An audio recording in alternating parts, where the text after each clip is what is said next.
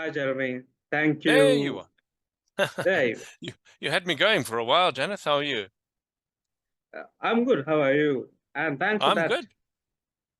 introduction. And just wait until all right, Tatum's Well, here, Vinny's well, while here. while we wait for them to come into the room, let's quickly I'd love to hear a little bit more about you. I realize you're a psychologist, and I see an interesting reference to Pana Wheels. Perhaps just quickly give us a little bit about your background. Right. So I'm actually in the path to be a psychologist. I did my bachelor's in psych, and of course, to speak a little bit about me, I am a person with a disability. I'm a wheelchair user from a little around 10 to 13 years. And then, of course, I am secondary educator of psychology and currently hoping to pursue my master's and also in the disability sector as a public speaker, trainer, the whole, uh, the works. Wonderful, wonderful. One of the gang, as we can say. Now, And and you've got a very exciting panel to work with today. And once again, we have wonderful we have a cross continent where I know we have somebody from Zimbabwe. I think we have somebody from India. And America, perhaps. It's hard for me to tell who exactly has arrived and who is on your panel. But Janeth, I'm going to let you go for it and enjoy the subject. Thank you. right. Thank you, Jeremy. All right, ladies and gentlemen, we are here to talk about something that, yes, I've been hearing about stakeholders, supporters, and teachers, empowering teachers, and of course, siblings. We started off with talking about siblings. Now, without much further ado, let me introduce my panel, starting off with Tatum, all the way from USA, a special needs educator, and of course, mother to a neurotypical as well as a neurodiverse child. To keep it very simple, it's an honor to have you on board, Tatum, and Gordon's, all the way from Tanzania. Again, has a vast background in terms of dyslexia, learning disabilities, all that we need to talk about. And of course, the multi-stakeholder perspective is much needed to be discussed. And last but not in the very least, Winnie, fondly known as Winnie, all the way from Kenya. And she is a counseling psychologist by profession and also a much experienced personnel in terms of all these supporters, parents, caregivers, all these three individuals that I have with me today is the epitome of what support is, because parents, you and I, all the attendees also know what parents can do. Parents can make a child or break a child. And that is where everything starts. So to give out or to open this forum, one open question to all three of you. Let's start with Tatum and then move on to Gordon's and then Winnie. What is support? Because support can make or break a person. So Tatum, what is support to a child with a disability? Let's start from there. All right, thank you. That's a great question. I guess support is always changing. As the child grows or the environments change, their needs, sometimes support is taking away some support, and so I think just always being available and having access to new technologies, new devices, new communities is a really great thing for support. Yeah, I definitely think as far as a parent, I'm never satisfied with the support I'm giving. I'm always wanting to do more. And I think that's true for neurotypical parents as well. But in atypical, I feel like it comes from kind of an area of finding access to those supports.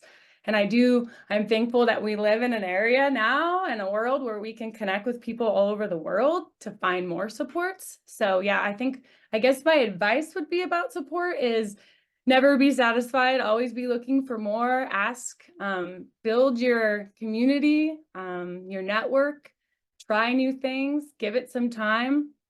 And sometimes the support comes in a person, comes in technology, sometimes it comes with taking away support.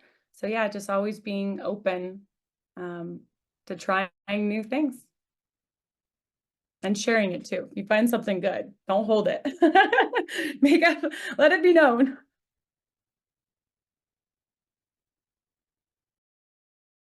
Oh, you're muted. I was speaking on mute. All right, my bad on that.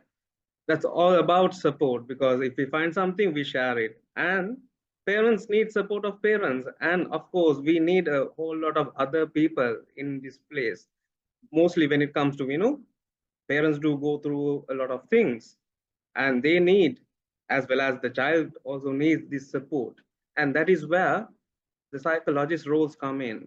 And Winnie, if I were to pose the same question to you, what is support in terms of your role, and how do you see support in the interaction between the parent and the child? Okay. Hi, everyone. So for me, when it comes to support, I term it as relative. So first of all, I represent Children with Disabilities program, where I'm the head of the program. So what we are currently doing, we are using 4 pillars to implement inclusive education. And what I can say in terms of support is, why I'm saying it's relative, we have different types of disability ranging from mild, moderate to extreme. So like each category requires different kind of support based on severity, but all in all, it is the necessary measures or what we can do to ensure that the caregivers are getting enough courage to live day by day with their children with disability and to lead a quality life. Yeah. The quality of life. And who much better than to talk about quality of life than Cordons herself. Cordons, you do a lot of groundwork, working with multiple people, multiple stakeholders. I see a lot of work that goes behind the scenes in the ground. What is, again, how have you seen the support being the pillar of strength for the community of children with disabilities, teachers working with children with disabilities? How have you seen support go a long way? Over to you, Gordons. So I agree with the speakers who've just spoken. Support is different depending on the age of the child. So if I give my personal example as a mother of a child with learning difficulties, so for me, support began when I understood what my son was going through. When I knew what he was struggling with, then I had to be in his shoes to know how to speak on his behalf, and also to know how to help him learn differently in an environment where learning difficulties is a vocabulary. The teachers do not know about it, the parents do not know about it. So for me, it took me 7 good years to discover that my son had dyslexia, and I had this term first time in 2021. And that's when I became a better mother, because I am from a background where if a child is not understanding, you beat them until they understand. So by the time I discovered my son did not require to be beaten, it took me 7 years. So I had to change immediately, became a better mother, a better teacher for my son, a better advocate. I had to change schools for him until I got a place where at least he can fit. So support is different in different ages. So right now I'm teaching him to talk for himself, because I will never be there in the whole of his life. So I have been speaking on his behalf. I have taken him to the right environment, and I'm now slowly teaching him to advocate for himself. So support is different depending on the age of the child and depending on what you're dealing with.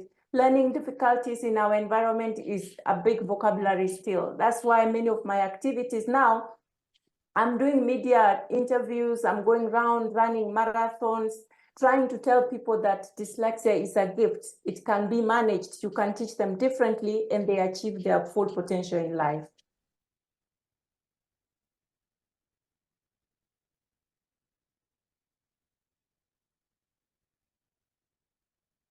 Well said, Gordon. I mean, the parents' role, I can personally vouch because I know I'm not a parent myself, at least not as of yet.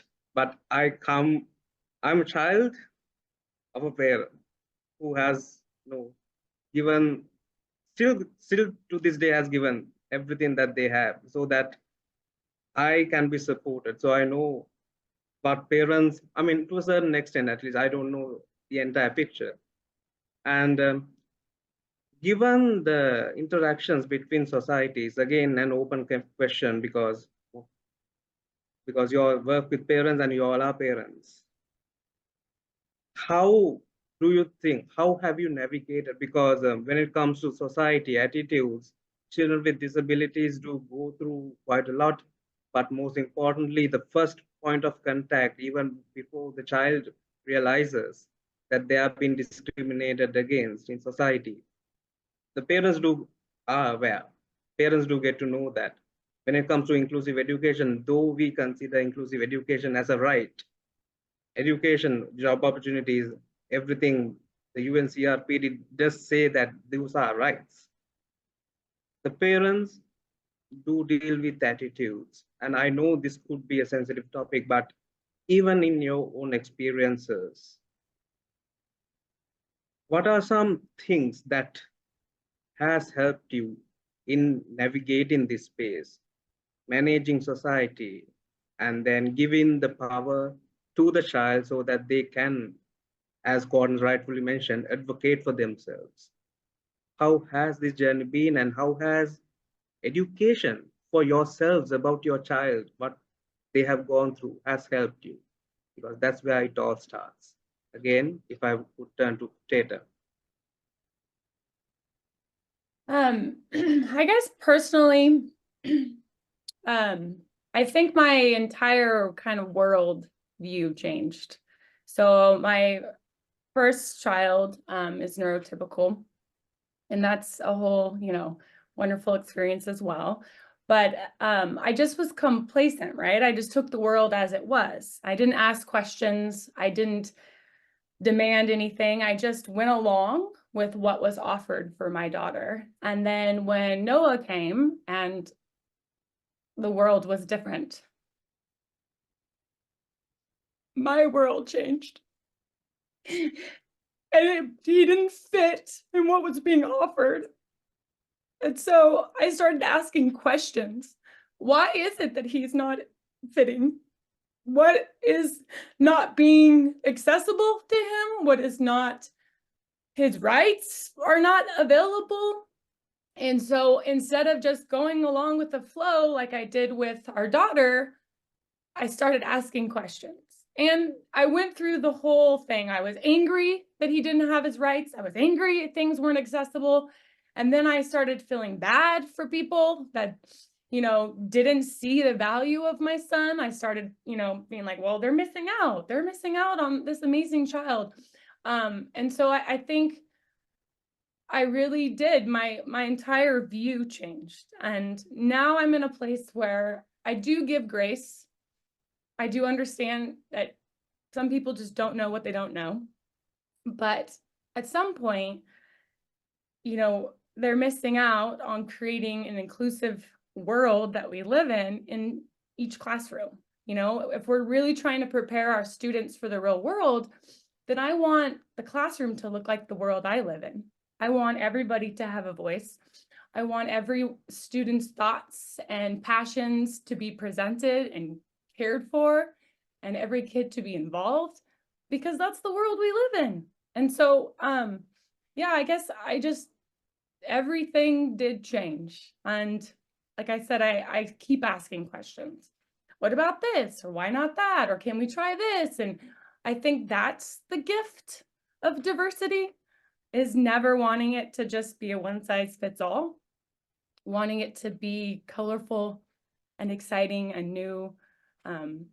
And so, yeah, I guess to answer your question, I hope I did, but I think that creating more opportunities within the classroom is going to create more opportunities in the world, you know? And so I think it really does start in education, and it does start at home. You know, we as parents, my husband and I, we really have to be creative. Like, how do we involve Noah in everything? How do we get him to be a part of stuff? And it can be emotionally tiring. It can be scary. I can give just a silly example. You know, when our neurotypical kids were running around as toddlers, they'd bump into people. They'd fall down and they would do stuff and be like, oh, sorry, you know, oops, sorry, they're just learning to walk. Well, when Noah was learning to walk, he required a gait trainer, and it's big and it's awkward. And I used to be really scared that he would run into people. And then all of a sudden I thought, so what? I mean, as long as the person can ably navigate, you know, it's not injuring somebody, but like, he has every right to bump into somebody. He has every right to fall down. And I had to like allow that, you know, in our world. Like, he can run into somebody. He can learn to say sorry. So it is different. Sorry. No need to be sorry, Tatum. I mean, I know the role. I could understand to a certain extent that the emotion that goes behind supporting any child, for that matter, for any child with much more needs, that needs to be questioned, that does go beyond the norm of society, so to speak. Any additional thoughts, Winnie, if I were to turn to you? Any thoughts on this particular, the support again? How do you see this entire social stigma? I mean, stigma when it comes to mental health is a different thing. And then the societal issues of disability, this intersectionality, how do you see it? Okay. So for me, I'm going to describe it on phases of how we started until we arrived at doing this program. So first of all, key thing that I would like to discuss is awareness creation and sensitization. That was the first step that we did. While we were on our normal activities in the field, and then we realized there are this group of children that have been locked in the house because they have a disability. So once we realized that, we started creating awareness about it after we have identified several children. And when we started creating awareness, we realized that actually there were a couple of children, not one, not two, but many, who are being locked because they are being labeled as a taboo, or like people who are not supposed to be out there with other children. So once we identified them, we started to analyze and did an assessment, what kind of intervention can suit them. And that is how we came up with 2 programs that we are currently intervening. And one of them was for the physical disability group, which now they are benefiting from the occupational therapies. And the second intervention now was the inclusive education, because not all children who have physical disability, again, falls under intellectual disability. But then there was this group of children who cannot benefit from the main intervention that we were offering by then. And now that is when we design now the program for them. So we realized there were also a couple of children who had intellectual disability who were being stigmatized away from even the regular schooling. So after that, we partnered with the Ministry of Education, and that is how we were able to develop 6 schools within the location. I work in Kwale County in the coastal area of Kenya, and we are based on the rural side. So it was kind of challenging also because of the cultural beliefs and all that, but we were able to establish 6 schools. So the main target was the intellectual disability. So clearly we are just doing a whole program for the inclusive education. And after that, building was not enough. What was the next step? So we started a program called Quality Improvement Program, which is basically for inclusive education. And under that, we designed 4 pillars. And on the 4 pillars, the first pillar was the, the management. So when I talk about the management, I'm talking about the school administration. So we have to ensure that the school itself accepts these children and they represent these children. And also part of the administration, we advocated for the caregivers. So there's this, I don't know how you call it in your countries, but in Kenya, we call it the board of management, whereby the caregivers or the parents are representing that management on issues to do with education. So we advocated for one caregiver in all the board of management to be a caregiver of a child with disability so that they can represent their needs in the management level. Number 2 pillar was the inclusive education that we are implementing. So typically it's about the delivery of education, whereby initially there were no teachers, but there were teachers, but now from the mainstreaming school, who are being assigned to go and offer the learning. But ideally, in inclusive education, we need special needs educators, teachers who have been trained on inclusive education. So currently, they are fully deployed. We have quite a number who have been fully deployed to serve the children, but initially it was not there. So which is also a plus for the government. So we had the teachers who have been fully deployed now to offer the inclusive education. And through that, we have a model. We call it the social-emotional model that we have integrated and we have adopted Aisha and Friends model for teaching emotions from Netherlands. So basically, we are teaching the key emotions. That is when a child is angry, when a child is sad, when a child is happy, and when a child is scared. Because you understand, children with intellectual disability, when it comes to expression, some of them cannot express themselves well when it comes to words. But when it comes to emotions, they are very capable of expressing themselves. Also, we have professional coaches because we realized as these teachers are coming in, they are also new. New meaning they are fresh, maybe from the universities or college. So we needed like professional guidance of teachers who are from the big schools, who have very rich experience when it comes to inclusive education so that they can nurture them and empower them on the professional level to offer the quality of inclusive education. Number 3 pillar, what we designed is health and safety. So all the schools were established next to a health facility, whereby if a child gets any emergency or any medical attention, because most of them requires a lot of medical intervention, they can be helped immediately instead of now being rushed to other places. So we avoided that so they can get faster medical attention. Number 2, we are also offering feeding program. As I have mentioned, I work in a rural setup. So most of our caregivers, they come from very humble backgrounds.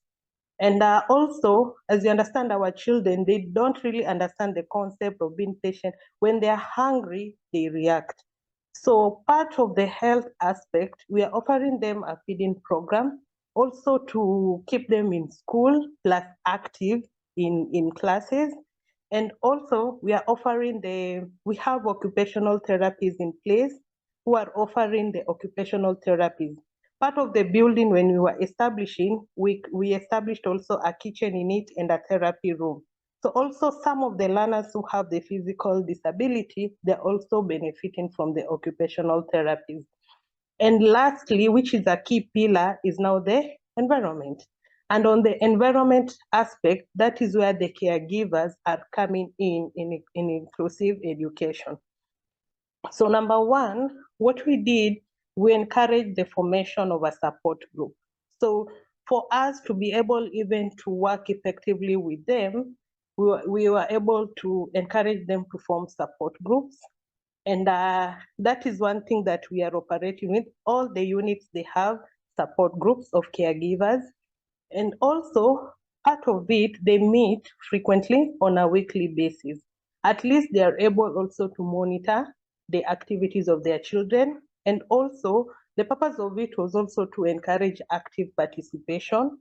And also, it is a part of psychosocial support that we are offering them, because each support group has a social worker who takes care of each support group. And aside from that, we are also doing capacity building and training. If you understand, I've mentioned that I represent a group that is from rural area, and I can say like 80% of the caregivers, their literacy level is low. They are not empowered. So part of the implementation that we are doing, we are giving them knowledge and skills on effective parenting, on understanding disability and the disability etiquettes, on how they can understand, because I've mentioned each child, they have their own, they are unique. So we are also focusing on tailor-made skills and knowledge regarding on how to take care of their children. And also part of it we are doing is empowering them in terms of income generating activities. We give them projects whereby we encourage them to do as a group, because we avoided like giving them and then they go to do it at home, because we also want them to be meeting frequently. So those are the key things we are doing with them as we encourage now the active participation and support when it comes to inclusive education. Yeah. Well, it is really true that it takes an entire village to raise a child. Yeah, sure. Entire conversation is evidence for that. And of course, Jeremy, you popped up. Do I have more time? Just checking. And of course, this entire journey of, yes, it's about social emotional learning, it's about the support, and it's not only about the child, it's about the parent, it's about this entire summit is all about the multi-stakeholder approach. It's about supporting the teachers, the child, parents, the caregivers, the doctors, and it's fundamentally, it's all about the human rights, because the moment we are born with rights. You can be born in any country, you can be born in any socio-economic status, but what does not change is the human right for education, for to live a dignified life. And that is all that a human requires, that is all a child requires. And without that, without a dignified life, what's the point? And the dignity a person should have, regardless of a disability, regardless of the where they come from, that's all we should look for. And parents need their support. Of course, children need their parents' support, and that is where it all starts. Parents, all these three individuals, I've had the honor of speaking to them beforehand, and they share this immense passion. They change their roles from a parent, and yes, parents do have multiple hats, and they changed to being a parent, to be an advocate, to being a disability advocate, to being a special needs educator. They do everything. And that is the epitome of being a parent. And at the end of the day, what each and every parent wants, I'm sure there are parents here, there are educators here who work with parents. They need to be heard. They need to be listened to, because parents would know what their child needs, and sometimes they might not know. And that is where the more educated, the more informed, inclusive educators come in, where they can fill in the gap of the parents can fill in the gap of the educators, social workers, the administration. It's all about, as we rightly mentioned, it's all about knowledge sharing. If you find out something, do share it and build that entire network of support, and to just be have in mind every child deserves an access to education with a dignified approach. And you might not know it, you might not know how to support, but there will be a person who knows how to support. So get support. And that is why I started off my premise with these lovely individuals with the keyword support, because support goes a long way. And support has made me where I am right now in this panel. And it's all about the key support. And with that, I believe Jeremy is my cue to leave. Oh, is it? Just give a heads up. But lastly, very quickly, 3 things that each of you want to lay out to the audience.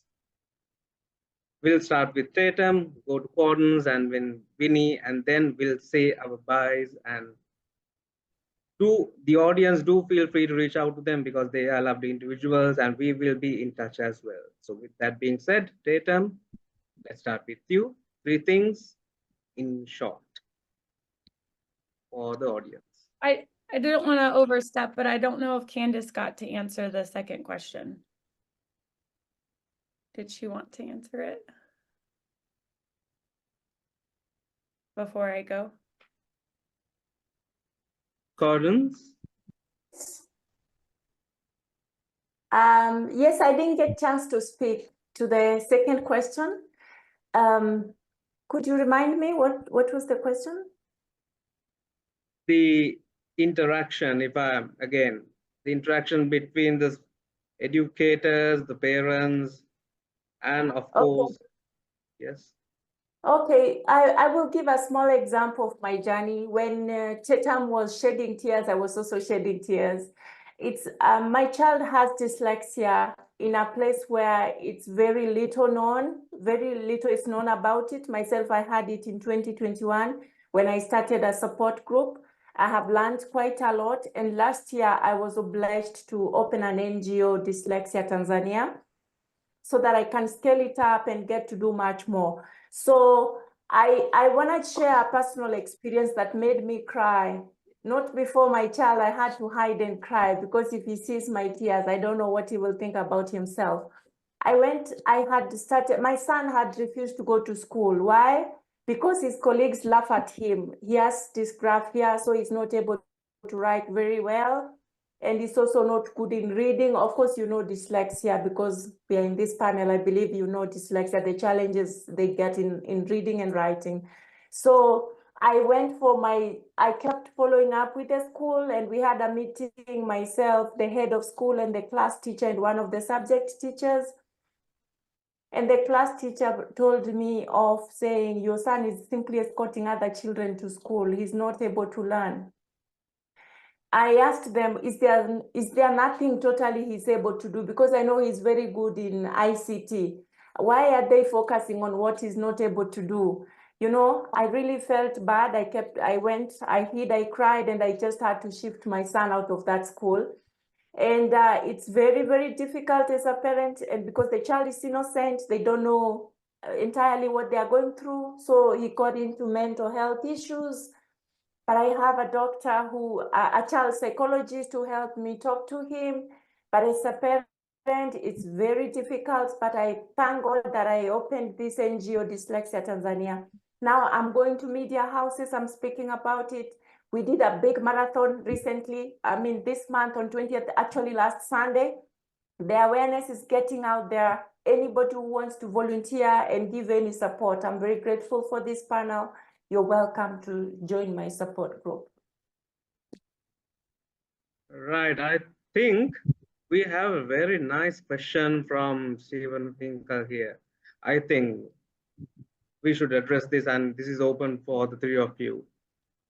In terms of when we talk about inclusive education, and I think the backstage is addressing this.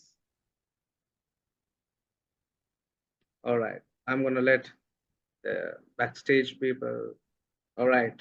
With that being said, I know again a kind reminder to the audience.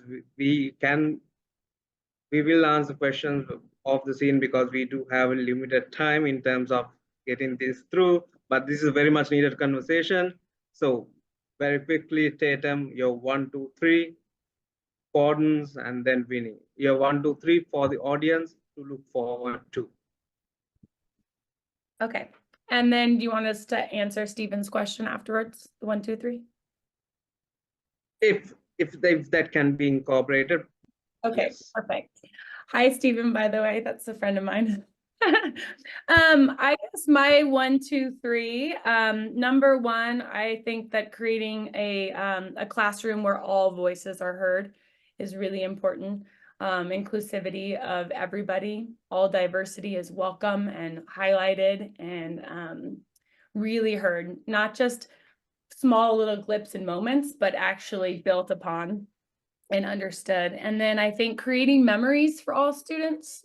I know school learning is really important. Academics is incredible, but learning environment and safety and acceptance is, I think, more important. I think facts and stuff we can practice and learn, but to be a good human, a lot of our kids spend more time in school awake than they do at home. And so I think just creating an actual learning environment where everyone is heard, loved, respected, involved is going to help the world. And it kind of sounds silly, but that's truly what I believe. And then I think access to technology. We live in this world now, and this is awesome. Let's use it for good, like continuing to share supports and ideas and communication. I mean, how great is it that we live in a world now where we can communicate to anybody we want in any part of the world in a different language, with a different, way to access language. So I think we shouldn't stop there. We should utilize technology to in our classrooms so everybody has access to the curriculum and to interacting with one another, and just creating that one classroom that is reflective of the world. So, and then as far as Stephen's question, I think he asked about inclusivity. Yeah, so it's important to highlight students' strengths, all students' strengths, but I think really taking opportunity of a child that is neurotypical or atypical, sorry, and then finding what is their gifting and how can they share it in the classroom? How can they have that voice that's meaningful and productive in the classroom, and allowing them to maybe, I think I'm not sure, one of the wonderful speakers, maybe it was Winnie, just talking about the peers and the colleagues, like those bonds with other students is huge. And so for a neurotypical student, to connect with an atypical student on a shared passion would be amazing. So yeah, I definitely think that's important to highlight the giftings and the passions of our atypical students. Great question, Stephen. Perfect, Tatum. And yes, Gordon's, and then Winnie. And after Winnie, we can call it a day and a night. Yes, Gordon's, over to you. Okay, my belief is that nobody was created without nothing to bring or to improve this earth. Everybody should be given a chance. We cannot all be doctors. We cannot all be lawyers. We need those people. Like my son has a lot of emotional intelligence. When I'm going through a hard time, when I'm crying out there, for him, he doesn't see my tears, but when I go home, he hugs me and says me, "Mommy, how are you doing?" That's enough. We need people with emotional intelligence. We need to support people who learn differently. I mean, they're fine. Who said we should just have one traditional form of learning? I'm not going to stop until the whole of my country learns to support people with learning differences. We need to be more inclusive. I mean, this is the only way to go about it. And parents, we cannot run away from supporting our children. We are the first advocates for our children. Let's continue, and at some point, let's learn to let them talk on their behalf, for themselves. So yeah, I appreciate this forum. I wish we could do it more like this, and I wish I could have all of you in my country, because we are lagging behind. I need your support, guys. Come on. And actually, I'm doing a marathon next year on 5th of October. I'll be happy to see even one of you, even half of you. 5th of October, All right. let's have a date. Thank you, Gordon. And then Vinny, very snappily. Okay. Yeah, okay. So for me, number one key thing that I'll talk about is active involvement of the caregivers when it comes to inclusive learning. I urge teachers, even why we got the professional coaches, is so that the teachers can also empower these caregivers to understand tailored needs through individual education plan. The EIPs are very, very important when it comes to inclusive education because we have highlighted all this group of children, they have individual needs and they should be addressed individually so that we can see the results in future. Number two, I would like to talk about psychosocial support or mental health broadly. Most of the caregivers, they are not get adequate support. You can clearly see from my fellow panelists, and they really go through a lot of time. Personally, I'm a counseling psychologist who is licensed, but remember, I have a lot of things that I need to do. So when it comes to individualized therapies, it's a lot of workload for me that I tend to refer yes, because there are no adequate resources. There are no people in rural areas who have developed programs to offer mental health support for caregivers. Out there, they're facing backlash in their marriages. Most of the caregivers in my program, they are divorced because most of the men, because of cultural barriers, they'll be like, in our clan, where I come from, we don't have children with disabilities. So they'll have to divorce the women, meaning most of the caregivers are we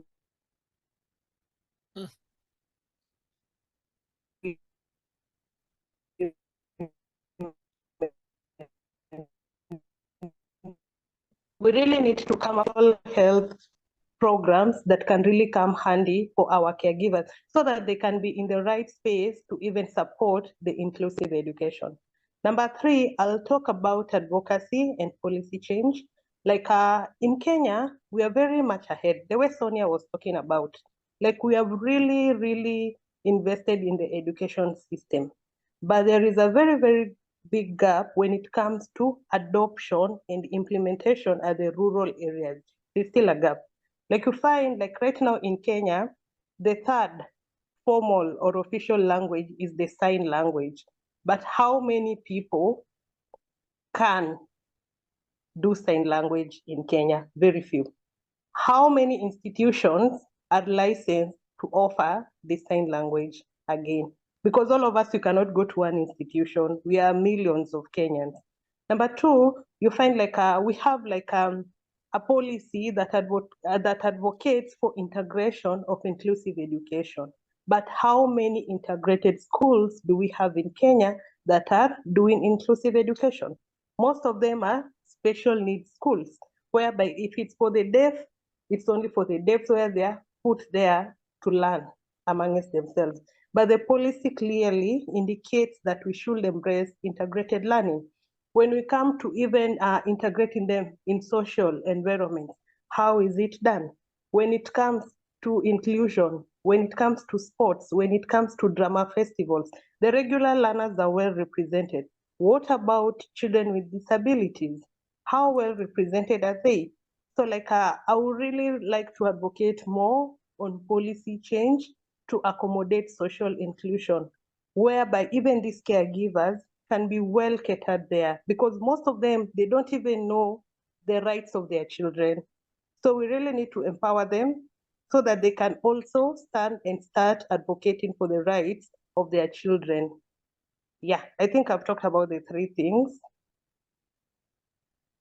I know this this is like a very big rabbit hole that goes down and deep, but in short summary, support goes a long way and we can't live in silos. Parents, educators, special needs educators, caregivers, social workers, policymakers, everyone needs to be in one place and be advocating for the simple word of, or rather simple two words, human rights, child rights, because the policies are in place on paper. Let us put it into action. Let's work together. Let us break our silos and let's work together across countries and share. And this is the benefit of this summit. We are sharing our knowledge across borders, across countries, across regions. That is, my friends, is the benefit or the beauty of this summit. And with that being said, thank you, Tatum, thank you, Gordons, and thank you, Winnie. It's all about support. It's all about let's support each other. And with that, go a long way. With that, Jeremy, over to you. Thank you very much. And wow, that was once again another outstanding panel discussion on something which is too often overlooked or misunderstood. So thank you very much, Janeth, for facilitating that. You know, I'm into, once again, just a little bit of input here. You know, I too was a son of parents, and they had many choices. And they chose to bring me up in a particular way, in a way to encourage my independence, to encourage me to do anything I wanted to do, if possible. And I think that's really been one of the strongest influences in my life.